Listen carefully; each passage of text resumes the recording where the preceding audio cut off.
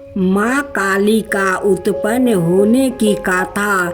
जय माँ काली, जय माँ काली। जगत जननी माँ अम्बे ने राक्षसों का संहार करने के लिए माँ काली का विकराल रूप धारण किया था। उनके इस रूप के पीछे शास्त्रों में बहुत सारी कथाएं प्रचलित है और पुराणों में भी इनका विखायन मिलता है। आइए जाने माँ का भयानक और ममतामयी स्वरूप की कथा।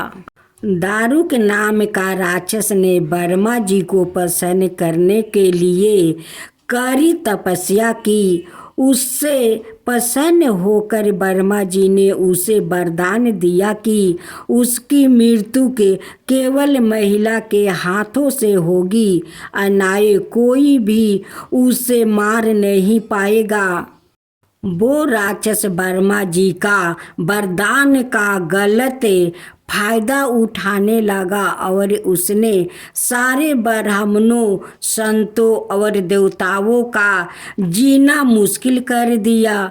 उसने अपनी शक्ति से सारे अनुष्ठान बंद करवा दिया और स्वर्ग पर अपना राज जमाकर बैठ गया। सारे देवता उससे लड़ने गए पर निराश होकर वापसी लौट आए। तब ब्रह्मा जी ने बताया, यह राक्षस सिर्फ किसी स्त्री के हाथों ही मारा जाएगा। सारे देवता मिलकर भगवान शिव का पास मदद की गुहार लगाने पहुँचे। दारुक राक्षस के आतंक के बारे में बताया। तब इस समस्या के समाधान के लिए भोलेनाथ ने जगत जननी माँ पार्वती की तरफ देखा और कहा, हे कल्याणी, जगत के हित के लिए और उस दारू के दैत्य के लिए मैं तुमसे प्रार्थना करता हूँ।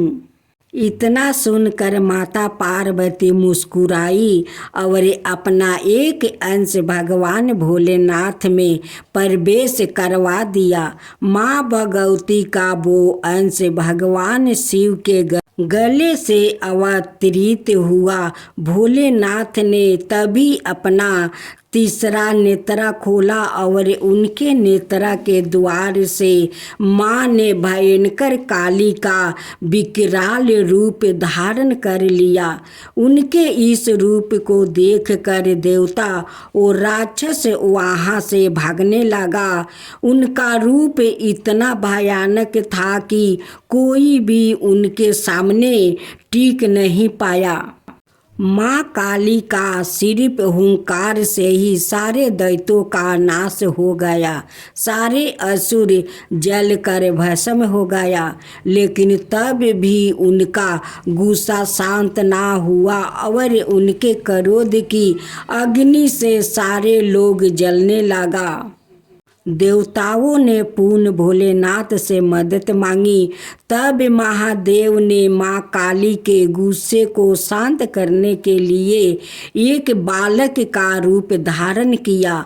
उनके इस रूप को बटुक भैरव भी कहा जाता है और उस बालक के रूप में भोलेनाथ जोर जोर से रोने लगे। उनके रोने की आवाज़ माँ काली के कानों में पड़ी। माता ने उस प्यारे से बालकों को अपने गले से लगा लिया और तभी माता वापस से अपने स्वयं रूप में आ गई।